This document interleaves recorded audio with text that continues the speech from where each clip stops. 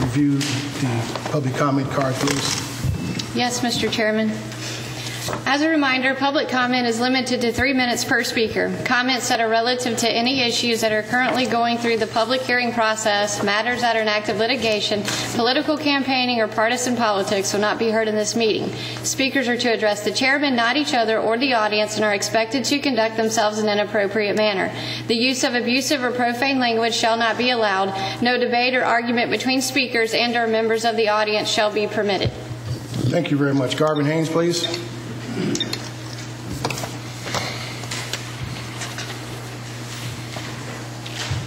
Good morning. Good morning. Thank you for not putting me behind Josie this morning. I appreciate that very much. I wanted to address the board about some concerns I have. And in a nutshell, I have, through the only way that was available to me to get the information, filed a number of open records dealing with RWR. And one of those is an issue, of course, that's in the budget that I'm most concerned with.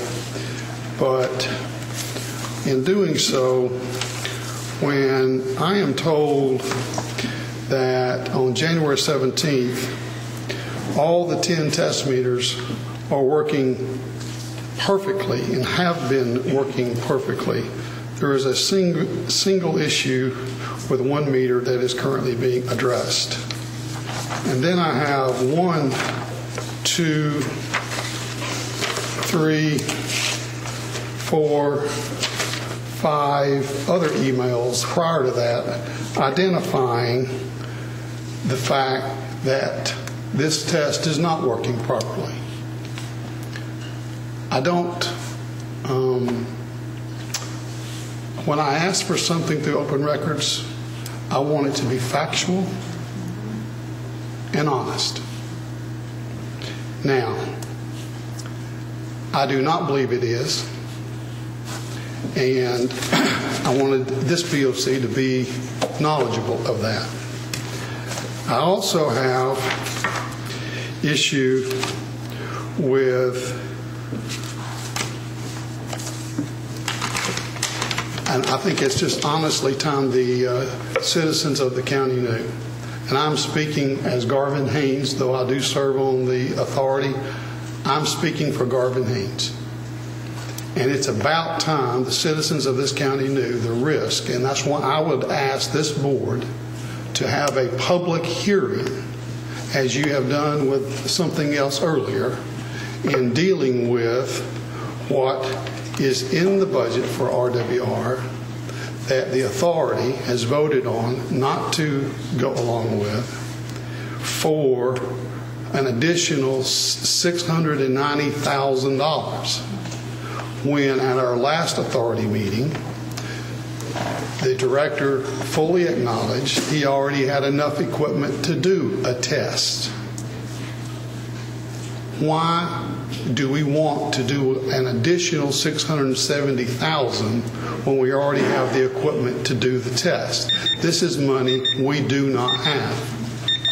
And this is a piece of an $8 million project that includes towers all over this county. Thank you for your time, and I think that's something the citizens ought to know. I have all the information. Thank you for your time, I'm in sir. the phone book.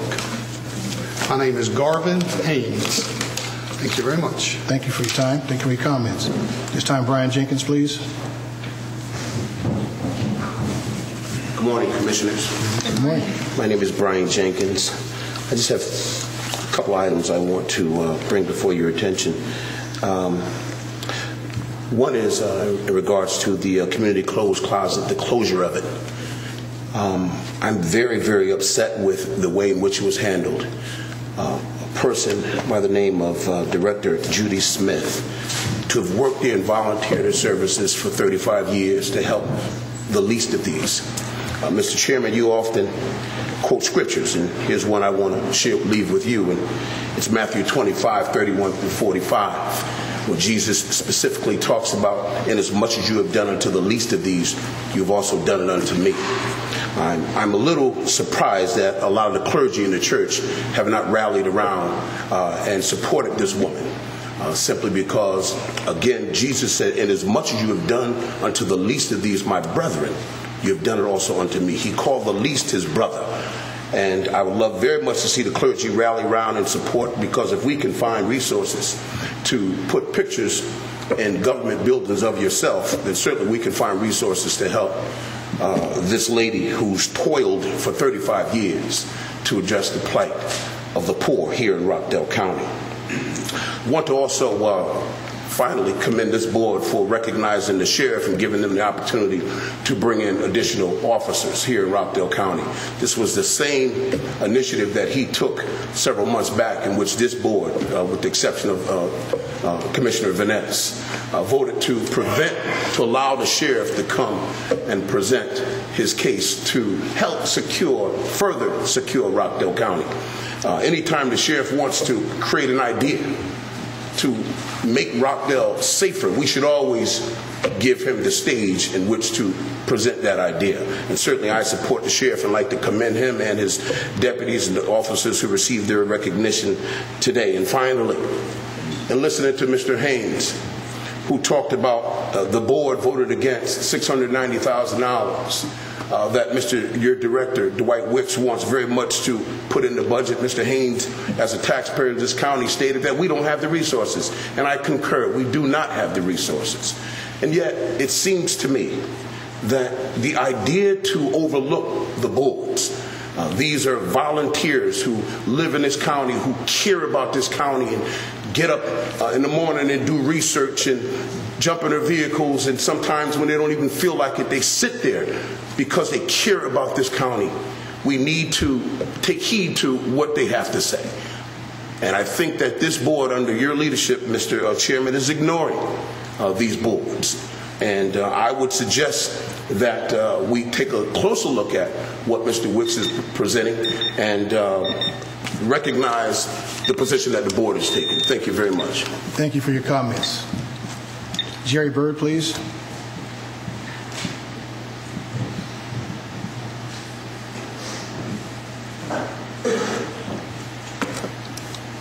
Well, this is going to be a lot lighter today. I'm turning over a new leaf for today. For today only. And I have to read this or become discombobulated, so bear with me. I am a genealogist and program chair for the Rockdale County Genealogical Society. I know that people can get up here and talk about their new businesses, so I thought maybe I could talk about this. And would like to invite anyone and everyone who is interested in this subject to join us for our meetings once a month. They normally take place on the second Sunday of the month, but because of Easter this next month, it will be on the 15th. We do not ask for dues. If you decide you like what we are about, then a donation is acceptable and appreciated.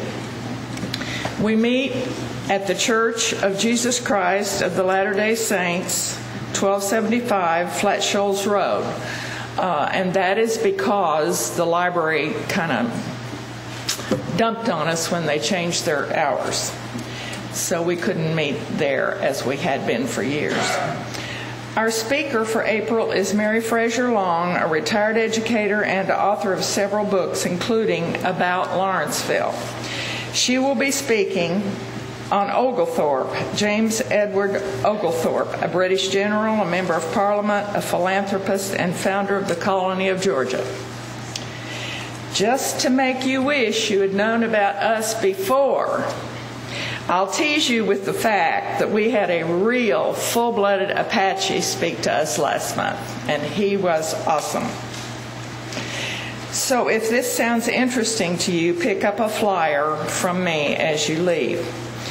By the way, Congressman John Lewis was on Georgia Public Broadcasting or Public Broadcasting System, I don't remember which one, about 10 o'clock this last Sunday.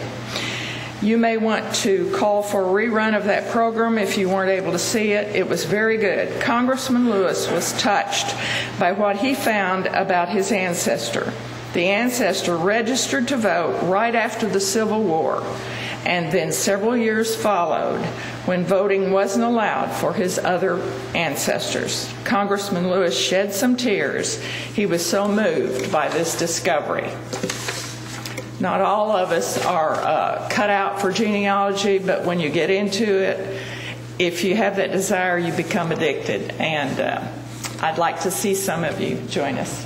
Ms. Bird, you didn't tell us what time the meeting is on the 15th. Well, it's on the flyer, but it's 3 o'clock. 3 o'clock. Mm-hmm. Thank you for your comments, Ms. Bird. This time we have Josie Dean, please. You want to check out and see what color I am, too. How y'all doing today? I'm Josie Dean. That's a good one. I am part white, too, because they can't tell. But, yeah, I'm just coming today. I'm being an activist today. I have been an activist for a long time. And I was anointed by Martin Luther King. So a lot of times when I come up here and talk, I'm talking for facts. I'm talking from what I have been. I've been all over the country with a sign that called Black Men Never Forget. And I was all over the newspaper and all over the place yesterday down there fighting, what I do all the time. So I just wanted Rockdale to know I don't just come fight y'all. I fight wherever injustice is, everywhere. And I just thank y'all from getting the sheriff his due respect. And I want to thank Oldham's because he have stood with the sheriff. When I was fighting against the KKKs, him and the sheriff did stick together. They stuck together, and it hurted me, but yet and still they stood together for the betterment of the county. That's why I'm not mad with neither one of them, because they said somebody had hacked into the citizen, into the Rockdale County system in the city. But they didn't put it in the news. They made me look like I was an idiot, but they was trying to protect the citizens. You know, instead of them coming back and saying if it weren't for Josie Dean fighting against the KKK, we would have never known this system had been hacked in. But I would appreciate if they would have came back later on and cleared my name and just say we was doing it for the community. And we know some people got escaped from prison. Are they caught yet? Are we still looking for them? And it's amazing how all this stuff decided to get done right before he get his appreciation, right before election, and all this stuff mysterious popping up. So a lot of things happen. It happens for us to wake up and find out. A lot of things happen everywhere. It's just not in your stuff. It's not just in the sheriff. It's everywhere. So we as a county, we must stick together. We got to make a change for unity. We got to make a change in strength. If all them black people was to turn and everybody had a gun and start just going to shoot everybody, what would have massacre it could have been yesterday if everybody black had a gun? So we have got to get together and stop this foolishness. Stop this want to just kill somebody because I'm black. I was stereotyped when I first got here because I had dreads going to the court, you know, and was embarrassed. And I've been a clean citizen for a long time. You know, so you can't just judge people because of what you see these people with. You got to get these people character. You know, and ours, I just want to have a meet with you and him like they do Van Ness. They don't fight her in the public. They fight her in the meet. I want to be able to meet with y'all so I don't have to fight y'all in public and have an open forum where I can take y'all to dinner and lunch and tell y'all what I really think about y'all. Then I won't have to open rebuke y'all, but the words say open rebuke is better than silent love. And I've been coming to y'all brothers trying to save y'all from y'allself. Thank you for your comments. At this time, Gene Duncan, please.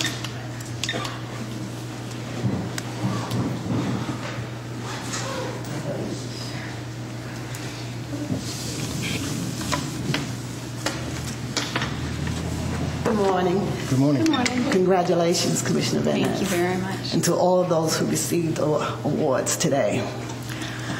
I want to talk about two things today. One is racism. Racism is a disease. And there are those that are in denial. But it needs treatment like any disease. And there has to be an end. I wonder if there'll ever be an end to racism. But until we're able to appreciate our differences and come together. We can disagree without being disagreeable. The Democrats and the Republicans do it all the time. They'll stand on the floor, present their point, and then later they'll do lunch. We've got to learn to do that. Because what we must realize is that what affects one of us in this community, in this world, affects us all. We are one people, one nation, under God. And we need to come together as that. Second, I want to tell you a story of Michael. Michael is a young man who was an ex-felon, or is an ex-felon, thought he could never vote. I encouraged him to register. He did. He received the card of denial, but he persevered. I love that word.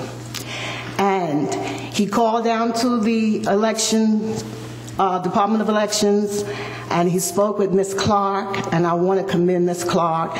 She took the extra time and she went the extra mile for Michael to get the information he needed to submit so that he could register and vote. To make a long story short, Michael registered. He is now a registered voter, and you would have thought that he had hit the lotto. It was that important to him. We cannot afford to give up on our men who have been incarcerated and who have ex-felons. A lot of them are under the impression that they cannot vote. We have to make sure we don't give up on them and get them registered and vote. And it is so important for, especially men. I don't know what it is, but men need to get out there and they need to register and vote, and especially our black men. Our people died for us to have that right to vote. And that's all I have to say. Thank you for your comments. At this time, that concludes our public comments, and now I will entertain board comments, please.